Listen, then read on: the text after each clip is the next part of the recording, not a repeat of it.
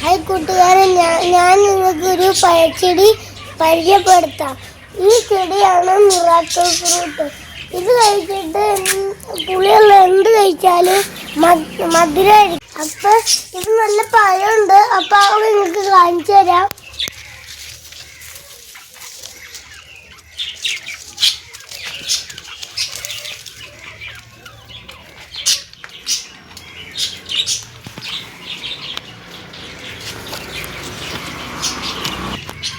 ഒരുപാട് ഉണ്ടായിട്ടുണ്ട്.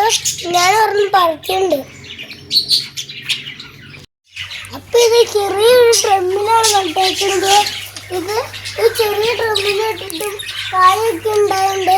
പിന്നെ പൂവ് ഉണ്ടായിട്ടുണ്ട്. ഇത് ഇവിടെ കുറെ വലുതാവും. ഇത് കഴിച്ചിട്ട് നാരങ്ങ കഴിക്കണം.